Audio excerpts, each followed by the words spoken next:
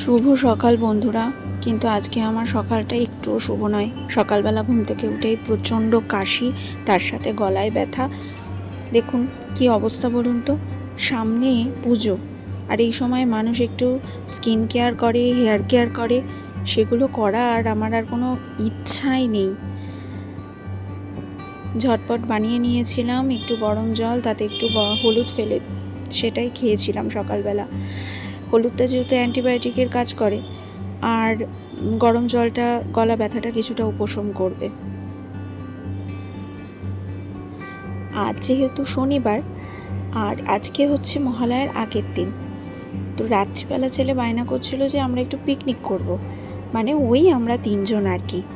তো সেই জন্যই সকালবেলা গিয়ে একটু মাটন নিয়ে আসা হয়েছিল।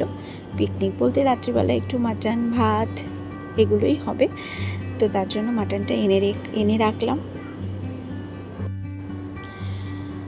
মাটন নিয়ে ফেরার পথে আমার আর ছেলের জন্য একটু কচুরি নিয়ে এলাম। সকালবেলা কি ব্রেকফাস্ট করব, অনেকটা দেরি হয়ে গেছিলো বাজারে যেতে, তারপরে মাটন নিয়ে আসতেও অনেকটা লেট হয়ে গেছিলো, তো তাই একটু কচুরি নিয়ে এলাম। আর ওর বাবা এসব কচুরি টচুরিগুলো খায় না, বাইরের জিনিস অ্যাভয়েড করে শরীরের কিছু সমস্যার জন্য। তো আজকে সকালবেলা মুড়ি দিয়ে ব্রেকফাস্ট করেছিল, আর আমরা এই কচুরি দিয়ে। আর আমি চাইছিলাম যে তাড়াতাড়ি করে কিছু খাবার খেয়ে ওষুধটা খাই। গলায় এত প্রচণ্ড ব্যথা হচ্ছিল, ওষুধ যতক্ষণ না খাবো ততক্ষণ আমি আর কোনো কাজই করতে পারবো না। আর এই দেখুন বাইরে কি পরিমাণে ঝড় বৃষ্টি তাণ্ডব শুরু হয়েছে, এত বাজ পড়ছিল ভাবতে পারবেন না। ছেলে তো ভীষণ ভয় পেয়ে যাচ্ছিল। আর আমাদের ঘরটা যেহেতু টপ ফ্লোরে, তো সেহেতু বাজের আওয়াজটা আরও বেশি করে প্রমিনেন্টভাবে হচ্ছিল। আজ দুপুরে খুব সিম্পল রান্না করেছি। এই একটু সাদা ভাত করেছি, যেহেতু রাত্রিবেলা মাটনটা হবে, তাই সকালবেলা দুপুরবেলার জন্য করেছি এই আলু উচ্ছে কুমড়ো দিয়ে একটু ভাজা ভাত, আর করেছিলাম ডিমের ঝোল।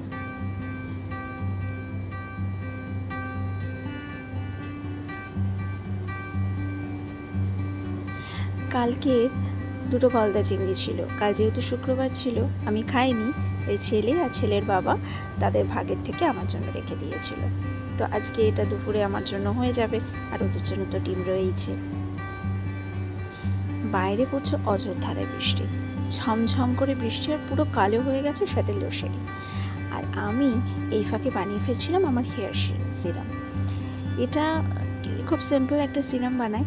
এটা হচ্ছে কারি পাতা আর মেথি দিয়ে জলটাকে ভালো করে ফুটিয়ে নিই। তারপরে সেই জলটাকে একটা পরিষ্কার কাপড় দিয়ে ছেঁকে, জলটা ঠান্ডা হয়ে গেলে তার মধ্যে কিছুটা অ্যালোভেরা জেল আর ভিটামিন ই ক্যাপসুল মিশিয়ে রেডি করে ফেলি আমার হেয়ার সিরাম। এইরকম একটা স্প্রে বোতলে সিরামটাকে ভরে নিই এবং ফ্রিজে রেখে দিই। এটা অনেক দিন থাকে, প্রায় 15 দিন মতো।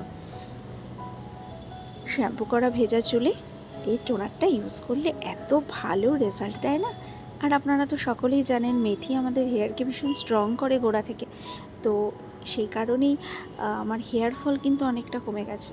তবে হ্যাঁ, যারা কিন্তু পার্লারে গিয়ে নিয়মিত ট্রিটমেন্ট করাচ্ছেন বা স্মুথনিং করিয়েছেন, এই ধরনের কেউ কিন্তু এই হেয়ার সিরামগুলো ইউজ করবেন না, কারণ সেই সমস্ত হেয়ারের জন্য প্রফেশনাল যারা পার্লার থেকে সাজেস্ট করে সেগুলোই কিন্তু বেটার হয়।